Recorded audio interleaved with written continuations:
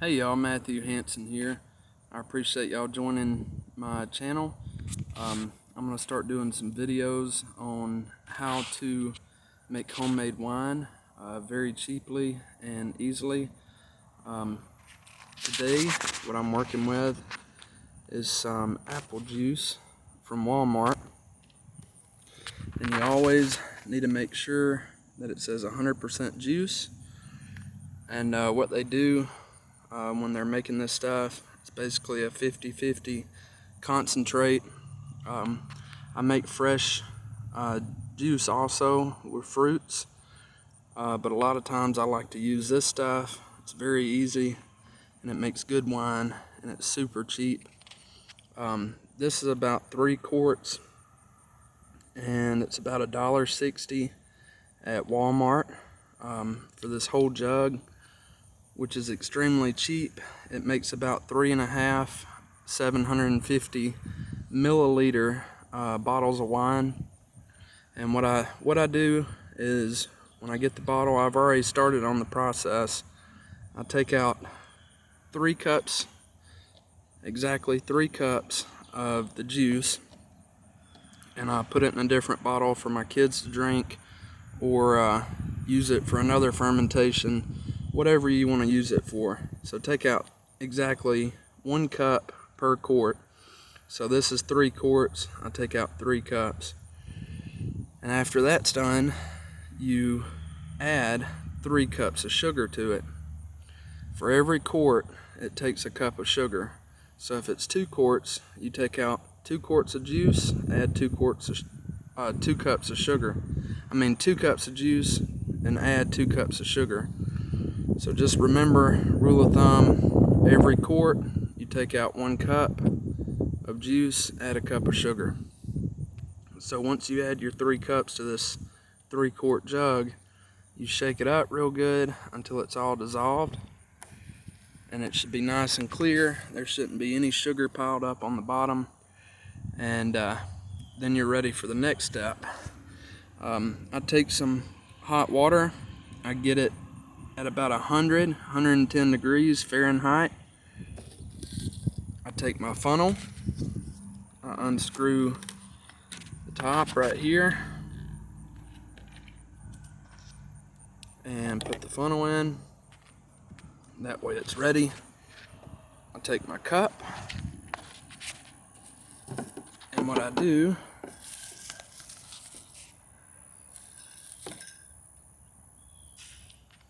make sure you have a spoon or something to stir on hand. I add a little bit in the cup jar that I use, and I use Fleischmann's bread yeast. This stuff works very good. You don't have to have the fancy stuff unless you want it, or you're trying to get a higher alcohol content. Normally my wine is between 8 and 16%, and for 3 quarts I add about 3/4 of the packet to this water.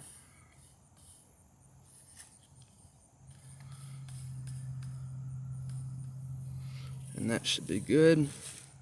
And what this warm water does, it activates the yeast, and it helps dissolve it. Before I start stirring, I kind of shake it around, because if I don't, it gets clumped up on my spoon and I have a hard time getting it off. So kind of let it dissolve for a minute or two.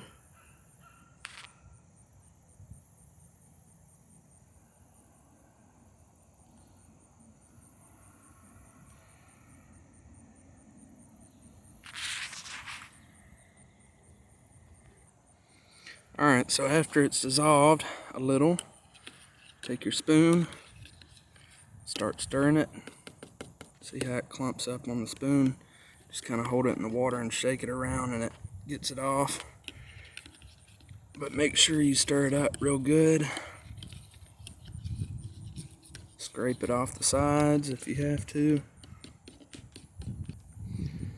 Alright, so after you stir it, it should look about like this.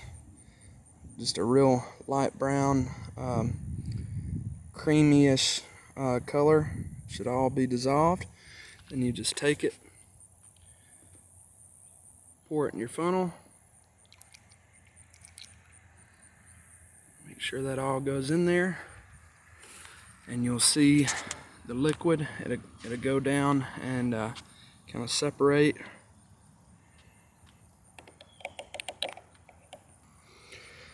So once that's ready, you'll want to take your bottle and make sure you kind of shake it around, turn it up and down. That's what I like to do. I do it kind of like this. Let it settle to the bottom. Turn it back up. Shake it some more. And once that's ready, it's ready to sit in a cool, dark place. I let it sit for about a month, and then I siphon it out and I transfer it to another jug this size, and I let that sit for about 2 to 4 weeks until it clears up to the original color, and then I transfer it to the permanent bottles. Also, you'll want to make sure, if you're not using an airlock, which is better to use an airlock or at least balloons. I got a pack of balloons that I use if I'm out of airlocks. Just make sure, what I do, I tighten my lid and then I just barely open it up. That way nothing can get in it. It can breathe and release all that pressure. There's going to be a lot of CO2 rising up. You'll see it after about a day, and it'll be bubbling very hard. And you'll notice after about 10 days, it'll stop bubbling, and you'll see flakes of yeast falling down to the bottom, and you'll have sediment rising up. And that's when you know that everything's doing what it should, and you'll have some good wine. So here we are at a jug of apple juice that I turned into a wine that's fermenting. I started this a couple days ago. You can see the bubbles. That's how it should be bubbling. And you'll notice that the liquid will turn real dark compared to what it was. That's absolutely normal. There's nothing to worry about. And it'll be bubbling like this for at least 10 days and or more. And this process for me takes about a month and a half, 2 months to have good, clear, nice quality wine. But you can see them bubbles coming up. That's the CO2. What happens, the yeast eats the sugar and it sweats it out, and that's how the alcohol is made. Here's a bottle of muscadine wine that I started over a month ago. You can see I used a balloon for the airlock. All the fruit starts on the top, and once the fermentation is done, it starts settling to the bottom. This is some of my real fruit that I use. Like I said, I use store-bought juice and I use fruit. We pick these muscadines ourselves out here on our property. We grow a lot of fruit and vegetables, and it's a lot of fun. It's a good hobby, and you'll get a lot of good cheap wine out of it.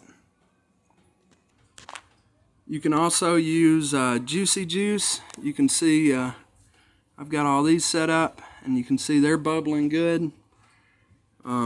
Also, you can add ginger, rosemary. I've got some ginger and rosemary in there, and you can see it's fermenting pretty good. It's bubbling good. There's a lot of CO2. Just make sure them caps are just unscrewed a little, and all that sediment up there at the top, you can shake it every couple days and it should dissolve into the liquid. But this is all Juicy Juice. As long as it says, well, this one right here is pure grapes that I used, but most of this other stuff is Juicy Juice. And I found that Welch's makes the best quality wine out of everything that I've tried. Here's a bottle of my Welch's, and you can see it's 550 grapes per bottle. And what I've noticed is Juicy Juice, one of their main ingredients, it doesn't matter if it's cherry, grape, or whatever, they use apple juice. And that's the only thing. It'll taste, it has the other ingredients in it, whatever it says on the bottle, but it has a lot of apple juice in it as well. So if you want a very good quality wine, go with Welch's. They hand pick all these grapes and they bottle them that day, and there's 550 grapes, and they're Concord grapes, the best quality that you can get. So yeah, that's what I recommend. Any of the Welch's, which Juicy Juice is very good too. So just whatever you prefer, just experiment, try them all out, and you'll figure out what you like, and you'll figure out different ways to make wine and make it suitable to your taste.